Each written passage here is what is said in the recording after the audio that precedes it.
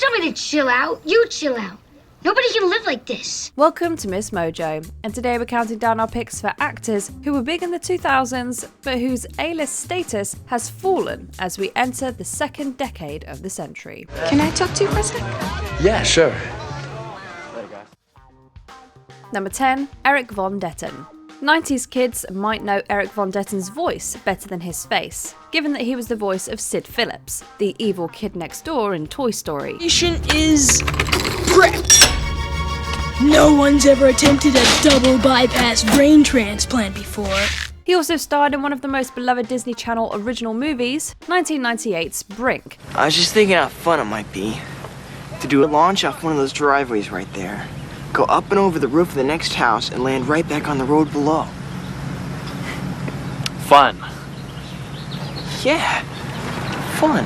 2000s kids will also remember him as Mia's original crush, Josh Bryant, in The Princess Diaries. But speaking of Toy Story, while Von Detten saw success in the aughts, his cameo as Sid, now a garbage man, in 2010's Toy Story 3 was his last role prior to his retirement from acting. He now works at a commodities firm as a sales manager. What's your name? Where do you go to school? Josh Bryant. Josh! One picture right here. Go to Grove High School. Number 9, Liv Tyler. As the daughter of the lead singer of a very popular rock band, Liv Tyler was on the star map pretty early in life. Her film career got going in the 90s with films like Empire Records and Armageddon. You're wrong. I love my life. I love everything about my life. And I don't blame you for my mother leaving. Tyler took her star status to the next level in the 2000s, playing Arwen Undomiel in the Lord of the Rings trilogy, and Betty Ross in 2008's The Incredible Hulk. I want you to come with me now.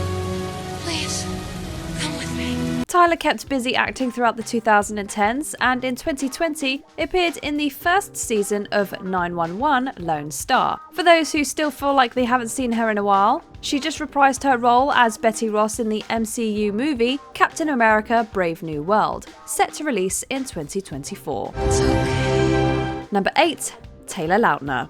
Taylor Lautner had a pretty great 4-year run from about 2008 throughout 2012. It was during that time that he became a movie star and a bona fide heartthrob with his role as Jacob in the Twilight movies, which showcased his amazing physique. Let's face it, I am hotter than you. He also got rich, and in 2010 he was the highest paid teen actor in Hollywood. But after this string of high-profile roles and opportunities, his star turned downwards from 2012 on. You don't understand the risk. I don't care about the risks. In fact, the biggest thing he's done recently is probably appearing in a 2023 music video for Taylor Swift's I Can See You. Wait till you see half the things that haven't happened yet. Number 7, Tera Reed. After starring in a couple of American Pie movies, Tera Reed began showing up as the hot blonde in a number of 2000s comedies, from Van Wilder to My Boss's Daughter. I swear, it's like I could just talk to you about anything. I know, exactly. Unfortunately for Reed, those films didn't find the same success as did the American Pie films, and it would appear that the higher profile offers stopped coming. When life gives you lemons, you make lemonade, and when the going gets tough, The tough make lemonade! Reed has worked a lot in the last decade and a half, but mostly in lower budget productions and made-for-TV movies. Although fans of the Sharknado series might argue with our claims of her fall, as Reed did have a main role in all 6 of those films. Hey, let us in. No, what are you doing here? Number 6, Jessica Alba. Although it only lasted 2 seasons, Jessica Alba's profile rose significantly with her portrayal of Max Guevara in Dark Angel from 2000 to 2002. Come on, you're not even trying. The rest of the decade saw her become an even bigger star with roles in a number of box office hits, including Sin City and Fantastic Four. Susan, let's not fight. No, let's.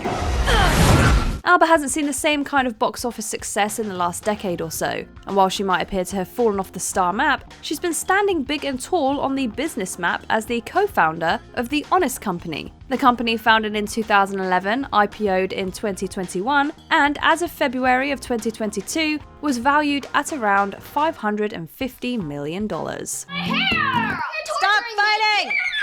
Number 5, Jesse McCartney. Jesse McCartney has done some acting, but is best known for his voice. And not just because he was the voice of Theodore in the Alvin and the Chipmunks movies.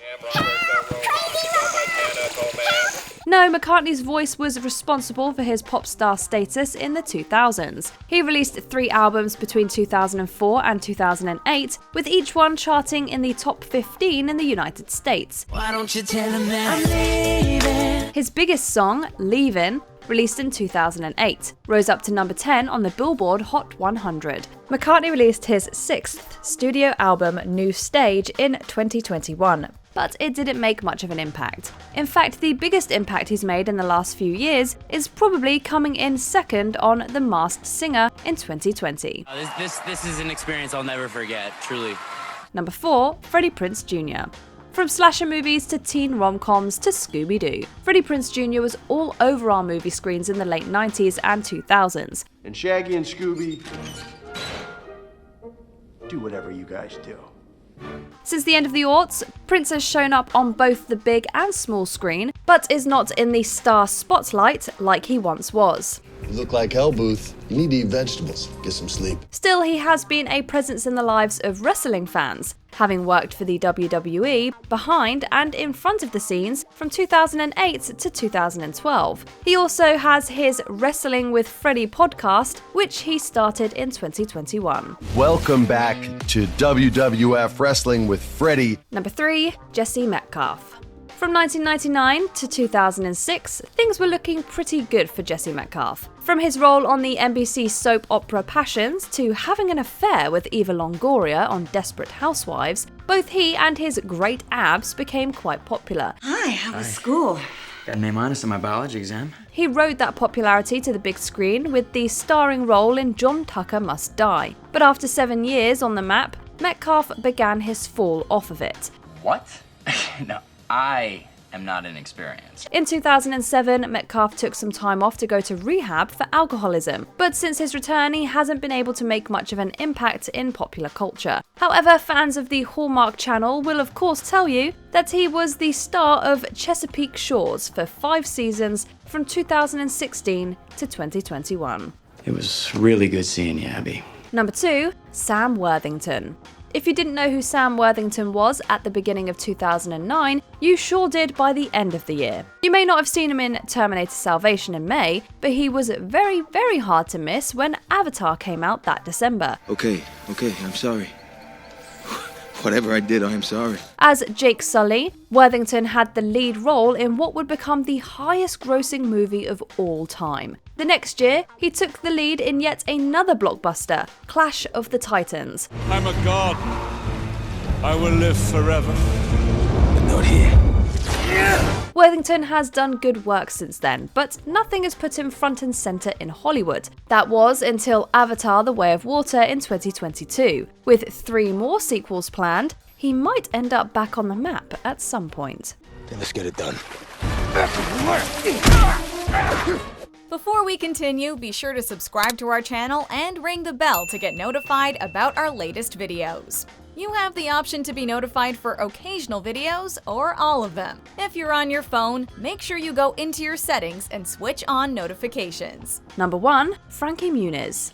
From 2000 to 2006, Frankie Muniz was the star of Fox's hit show Malcolm in the Middle, and one of the most popular kid actors in Hollywood. Stop staring at me! But it wasn't just the TV series. Once the show made him famous, Muniz jumped to the silver screen with a string of movies during that time as well. From Big Fat Liar to Agent Cody Banks, Muniz was, as CBS News called him in 2003, one of Hollywood's most bankable teens, at least among his core audience. Going in. A couple of years after Malcolm ended, Muniz took some time off from acting to race open-wheel race cars. He came back to acting in 2010, doing mostly smaller films and TV guest spots. This just isn't working. Which of these former big stars do you miss the most? Let us know in the comments. Do you agree with our picks? Check out this other recent clip from MsMojo. And be sure to subscribe and ring the bell to be notified about our latest videos.